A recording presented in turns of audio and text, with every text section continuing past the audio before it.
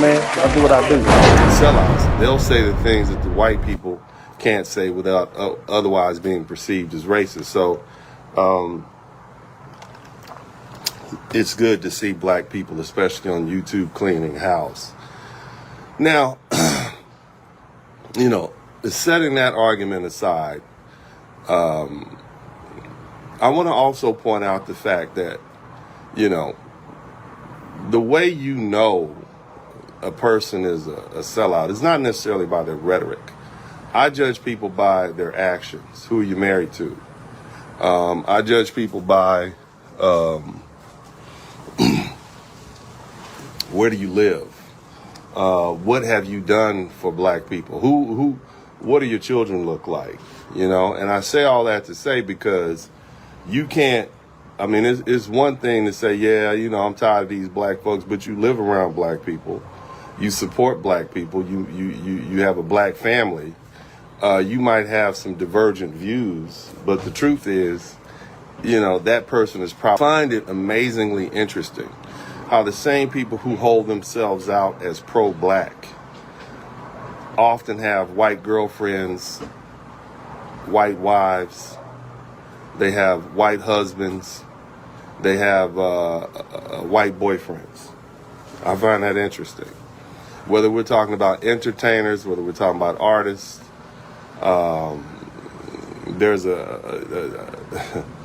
you know, we can go into detail after detail, but many of your famous so-called pro-blacks at some point have, you know, married to white people, you know. And I'm not saying one way or the other. I have my opinion on interracial relationships with white people. And look, let me just say this. I always tell people that my preference for myself and my sons, and I ask them, you know, my preference for them is that they marry and date women of African descent. What that means is that they date and marry women who are Afro-Caribbean, Afro-Latina, from the continent of Africa, or Black American, foundational Black American, or British of African descent. It doesn't matter to me. You see, that's my preference for them. Now, if they find somebody that they love and it's genuine love and that person treats them with love and respect and they get along peaceably and they have a wonderful relationship, who am I to interfere with that? It's not my position to interfere with that. And, you know, I will support it, you know. But, again, my preference is for my sons to marry black women or women of African descent. Doesn't matter what part of the world they're from. That's just my preference. Now, I say all that to say, you know, oftentimes when I see people who are proclaimed pro-black and then I look into their interior lives and their family lives and they're dating white, of course, that's going to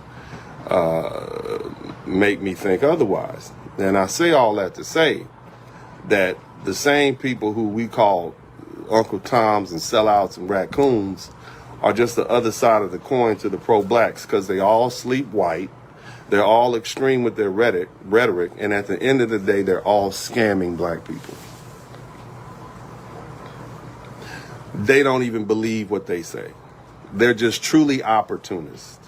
All about it. There's absolutely no way you can proclaim yourself to be a pro-black and still remain in the United States, living in a European-based culture, although it may be heavily influenced by foundational Black American culture. You wear European clothes. Every piece of money that is exchanged hands so you can buy your products and receive for your time and energy and work is a European president or a European descendant who's a president. European style homes, European cars. Okay, so how pro-black are you really? You know, how much do you really want to buck the system? No, the truth is the same thing that pro-blacks and these Uncle Toms have in common is they don't really want to change anything. They just want a better position under the system of white supremacy racism. That's the problem with extremists. And they will have you go off on this tangent and go off on that tangent, and they don't even believe it themselves. Look on YouTube. and I won't name names at this time, but they know that I know who they are. The same so-called pro-blacks, the same people who push this pro-black rhetoric, they have white women in their lives, white girlfriends, whether we're talking about, and I'm talking about white. I'm talking about European, Nordic whites. I'm talking about blonde-haired, blue-eyed white. I'm not talking about Asian. I'm not talking about light-skinned Latinas. I'm not talking about half-white black people. I'm talking about straight-up white. Out of all the women in the world, your favorite pro-black YouTubers have chosen to date, marry, and impregnate white women. So what does that say about them? And oftentimes they don't even reveal their true identity. That's the cold thing about it, you see. I've sued a couple of them, you see. This is what I'm trying to explain to you all. These are who you deal. These same pro-blacks are just having you believe one, and that's oftentimes why they never reveal their actual identity. But people who don't reveal their identity are typically they have something to hide. It's not because somebody's necessarily looking for them, because anyone who wants to know who they are will find out who they are. They just don't want the public to see them, because members of the public will identify them for who they are and let the public know who this person really is. They'll pull your whole card, as they said back in the day when I was a youngster. But I want you all to be mindful of that. Okay? Extremism on any position is number one, it's hollow, it's unintelligent, and it reeks of emotional response. So, keep that in mind, family. And again, there's nothing wrong with calling out these sycophants and these house Negroes and these Uncle Toms, and I salute you folk for doing it. But on the other end, be mindful of the fact that the other extreme, the so-called pro-black extreme, is the same coin, just a different side. Okay, the truth is, all of them are in it for something. They're in it for material gain. They want money.